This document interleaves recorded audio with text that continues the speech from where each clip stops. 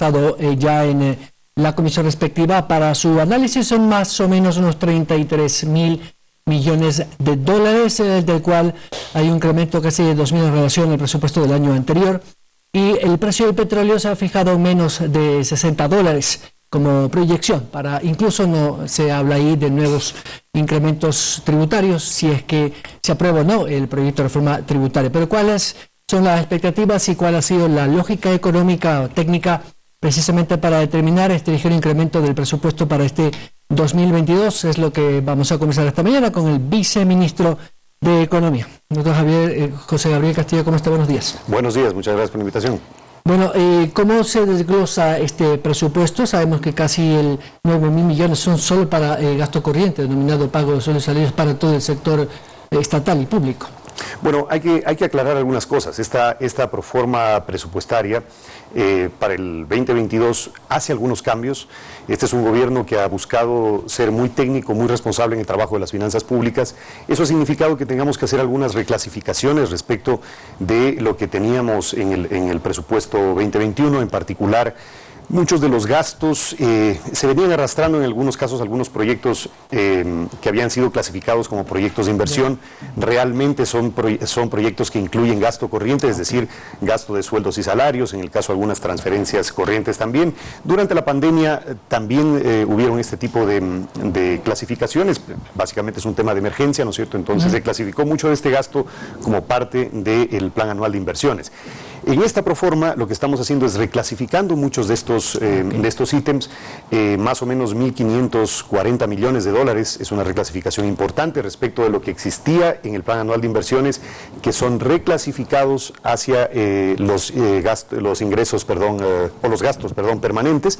Y eso significa que tenemos que hacer una clasificación que sea comparable con lo que tenemos en la proforma. Entonces hemos hecho algún ejercicio, en la comparecencia del ministro Simón Cueva en la Asamblea se ha explicado con mucho detalle este tema también a los asambleístas, en términos de que tengamos una comparación justa respecto de la proforma anterior, que hemos tenido que hacer esta reclasificación, y la proforma que tenemos actualmente. Y tomando en cuenta eso, solo para tener una idea, en la proforma 2022, ¿no es cierto?, se incluye un gasto de sueldos y salarios de alrededor de 9.095 millones. En la proforma ajustada, ¿sí?, tenemos un gasto de sueldos y salarios de 9.153 millones, es decir, hay un pequeño decremento de alrededor de menos 0.6%, que es justamente el esfuerzo que estamos haciendo como gobierno de ajustar las finanzas públicas de tal forma que tengamos un Estado que funcione, que haga más, cada vez más, con menos, ¿no? En función de eso estamos trabajando. Viceministro, permítame desglosar, si se puede, por sectores, esos 1.500 millones que me habla usted de redistribución o reclasificación. ¿Qué sectores son los que se están reclasificando? Bueno, fundamentalmente hay dos sectores que han sido sujetos de esta clasificación, ¿no? Por un lado hay el sector de salud, en donde gran parte de estos proyectos realmente son gasto corriente, pero se habían clasificado como proyectos de inversión. También en el sector de educación. ¿De nuevos médicos, nuevo personal? Médicos, personal de enfermería, ¿no es cierto?, que fue contratado emergentemente, pero que ahora forma parte del gasto corriente, ¿no es cierto? También algunas transferencias y bonos que tenían que reclasificarse.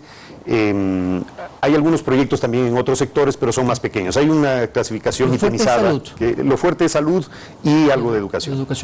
Y con esto entonces, digamos, aclaramos el tema. Le digo esto porque sí ha existido algunas voces por ahí, sobre todo en redes. Usted sabe que en redes a veces se comentan cosas de que va a haber una disminución o, digamos, supresión de partidas, de puestos para disminuir el gasto corriente del Ejecutivo, y que le golpearía eso a salud, educación y Fuerzas Armadas. Eso está descartado. Descartado completamente. Hay una confusión que vimos en redes sociales, efectivamente, que se generó. Estaba relacionada a un proyecto de 230 millones, que básicamente estos son incentivos jubilares de desvinculaciones de personal, ¿no es cierto?, de años anteriores, que no se les ha pagado esa jubilación y que ahora estamos incluyendo en el presupuesto. Viceministro, en el otro tema de los 9.000 y pico millones de gasto de salarios del sector público, ¿cuánto de estos 9.000 pertenecen al gobierno central y cuál a las entidades descentralizadas o autónomas. Esto es muy importante porque Porque ahí está el grueso. esto da cuenta además, esto además da cuenta de la rigidez que hay en términos del ajuste del gasto corriente, ¿no es cierto? En el 71,47% del gasto en personal de lo que tenemos en el presupuesto general del Estado está fundamentalmente concentrado en defensa, Policía Nacional, Ministerio de Salud, Ministerio de Educación y entidades de educación superior. Es decir, aquí está el 71,4%. Casi intocables. Que es casi intocable en términos de las prioridades, ¿no es cierto?, que tenemos nacionales y de los compromisos que asumimos también con la sociedad en la cobertura de muchos de estos servicios. El resto, ¿no es cierto?, apenas 11,7% pertenece efectivamente a la función ejecutiva. Tenemos la función electoral, función legislativa, de transparencia, función judicial y justicia indígena. Es decir, en este pequeño porcentaje es en donde se intenta hacer, ¿no es cierto?, cada vez ajustes mayores de eficiencia. No quiere decir que no se puede encontrar espacios de eficiencia en los otros sectores, pero ciertamente es más difícil porque son sectores en los cuales casi el número de personal que uno tiene, ¿no es cierto?, corresponde a los servicios que puede brindar, ¿no es cierto? Entonces, si queremos aumentar la cobertura en salud y educación, es difícil hacerlo disminuyendo ese tipo de gasto. Viceministro, y el déficit que hablaba el ministro, casi de 4.000 millones de dólares, se ha cubierto por el último desembolso o los desembolsos pendientes del fondo, pero además con lo que potencialmente podría recuperar en incremento tributario, sin hablar de las reformas, vamos. Hay grandes esfuerzos que se han hecho en este año, en particular para mejorar los ingresos tributarios. Hay una unidad, por ejemplo, de grandes contribuyentes del SRI que viene trabajando arduamente en este tema. Esto ha mejorado ciertamente, así es, y esto ha mejorado significativamente la recaudación, solamente en este año, si no me equivoco, en un anuncio del SRI son alrededor de 400 millones. Esto ha permitido dar un poco más de holgura respecto de la planificación original, ¿no es cierto?, del presupuesto. Pero ciertamente necesitamos seguir trabajando en buscar espacios, ¿no es cierto?, de eficiencia, de optimización del gasto público. Los desembolsos que están previstos, estamos trabajando con los multilaterales precisamente para que en el transcurso del año no haya ningún inconveniente respecto de algunas de las decisiones que hemos venido tomando como gobierno, que han sido fundamentales también en la medida, ¿no es cierto?, de mantener la paz social y la gobernabilidad. Estamos en estos días conversando, es más, con el sector indígena. Todo esto forma parte de los esfuerzos de este gobierno del encuentro, que busca precisamente a través del diálogo cumplir sus compromisos con la sociedad y a la vez cumplir con nuestros compromisos internacionales que nos permita mantener estas fuentes de financiamiento para seguir avanzando. Dos cositas sobre este tema, viceministro. ¿Cuánto es lo que falta por entregar del fondo este año? Creo que son 1.000 millones, tal vez me equivoque. Así es. Y para el próximo año 1.500. Así es, están comprometidos 1.500 millones que forman parte del programa original. ¿Y eso va a ser destinado a reactivación económica, fortalecimiento de la organización o para cumplimiento de obligaciones? Hay varias cosas que están ahí en ese presupuesto, ¿no es cierto? En una parte esto va al presupuesto central, son recursos de libre disponibilidad. La intención de estos recursos es precisamente, por un lado, permitirnos sostener parte de los programas sociales que mantenemos, la cobertura de algunas de estas transferencias que han sido extraordinarias y que nos han permitido atender a la población más vulnerable durante este proceso de recuperación de la pandemia.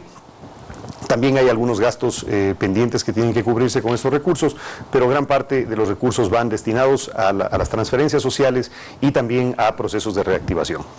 Viceministro, la proyección de crecimiento más o menos está en un 3%. ¿Esto está atado a las nuevas recaudaciones tributarias, cualquiera de las reformas que se aprueben, o está simplemente una previsión en función del crecimiento del aparato productivo, exportaciones en términos generales? Esto es importante aclarar. Cuando se presenta la proforma presupuestaria, ¿no es cierto?, a la Asamblea Nacional, se presenta con las leyes vigentes. Y esto significa que no podemos incluir, por ejemplo, en este caso, la reforma tributaria, que es una aspiración del gobierno, que está en este momento siendo discutida por la Asamblea Nacional y que esperamos tener buenas noticias en los próximos días, pero evidentemente esto es un proceso, ¿no es cierto?, que no podemos incluirlo en la proforma.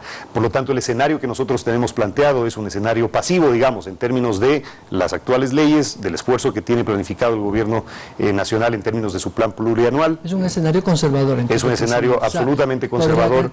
Y para tener una idea de la importancia de este proceso de reforma, ¿no? Podríamos reducir en un estado, ¿no es cierto?, que tiene necesidades de financiamiento muy altas, podríamos reducir alrededor del 1% del PIB esas necesidades de financiamiento, de tener el proyecto de reforma tributaria aprobada como se lo ha planteado a la Asamblea Nacional. Estamos trabajando con ellos, conversando diariamente sobre este tema, dándoles también nuestra racionalidad detrás de la propuesta de reforma, precisamente para que se entienda la importancia del proyecto, porque es importante cambiar la estructura de ingresos permanentes que tenemos en el caso del presupuesto central, para ir cambiando esta digamos, mala costumbre de acumular déficits fiscales que nos permita tener una mejor cara al mundo. ¿Cuánto está la proyección para el rubro de subsidios? Sabemos que gas es intocable y creo que son 1.000 millones, si no me equivoco, y el resto de combustible que es mucho menor, evidentemente. Esto va a depender de la decisión del presidente, pero de lo que sabemos, por lo menos se va a mantener la actual